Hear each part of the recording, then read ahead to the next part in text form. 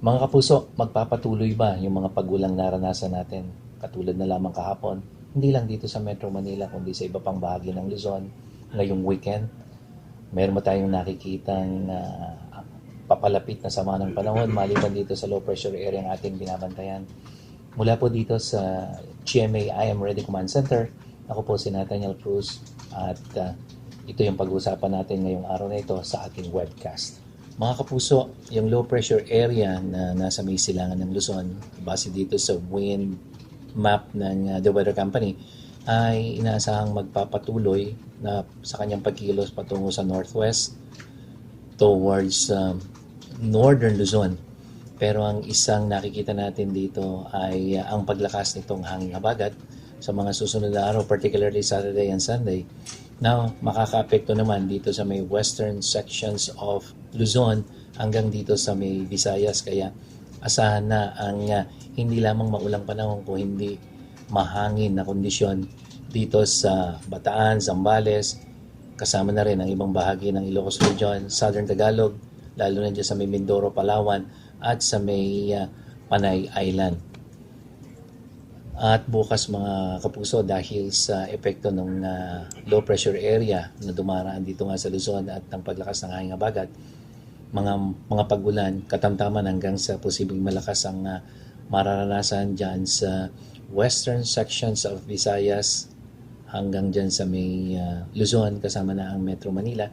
Yung mga dilaw na nakikita nyo, yan yung mga malalakas hanggang o katamtaman hanggang malakas sa pagulan dito sa may Mindoro, sa may Bataan, Zambales area, dito sa may Southern Luzon. Pero yung Bicol region, dito po sa may eastern section ng Luzon, particularly yung Cagayan Valley, Aurora, Quezon area, hanggang dito sa may Visayas at Mindanao, ang mahihinang pagulan na lamang. Pero dito sa ibang bahagi ng Mindanao, may posibilidad ng thunderstorm, lalong-lalo na pagdating ng hapon sa araw ng Sabado at dyan sa Linggo. For Bigan, Ilocos Sur, tuloy-tuloy yung mga pagulan, lalo na ngayong weekend, Sabado hanggang Linggo. And then on Wednesday, may posibilidad na mas maulap ang magiging papawirin, posibleng dahil sa southwest monsoon. At dyan naman sa Tugigaraw, mayroon ding mga pagulan, mostly in the afternoon or early evening. Wala nang epekto yung low pressure area ngayong weekend, pero dahil sa epekto ng habagat, meron silang mga pagulan at thunderstorm. Diyan sa Zambales, for the next 2 days, Saturday and Sunday, expect cloudy conditions with rains, again associated with the southwest monsoon. Mamamahinga ng Monday, magkakaroon ulit ng mga pagulan sa Tuesday, and on Wednesday, partly cloudy sky. Metro Manila, for next 5 days, may mga pagulan, pero hindi na kasing tindi nung naranasan natin nung Huwebes at Miyerkules. Pero may mga pagulan pa rin na ito epekto pa rin ng paglakas ng hanging habagat na dala-dala nitong dumaang low pressure area.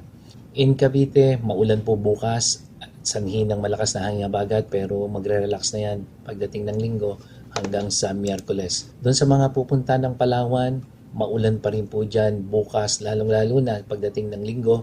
Malakas ang hanging habagat kaya medyo maalon at mahangin, pero pagdating ng Lunes hanggang Miyerkules, asahan na yung paghina ng ulan, pero meron pa rin posibilidad lalo na pagdating ng hapon. At sa Iloilo, may mga pagulan Saturday and Sunday, Monday and Tuesday, maulap pa rin, pero on Wednesday, expect better weather.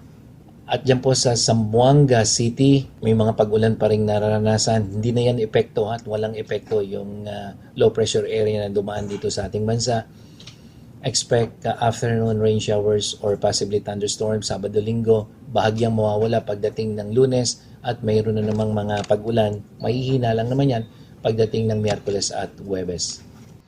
At sa mga kapuso natin dyan, lalong-lalo na doon sa mga apektuhan ng mga pag-ulang dulot ng low pressure area, Northern Luzon, western sections of Luzon, particularly Ilocos Region, yung Bataan, Zambales area hanggang dito sa may Mimaropa region, maging maingat po tayo sa posibleng pagbaha at landslide dulot ng mga malalakas na pagulan.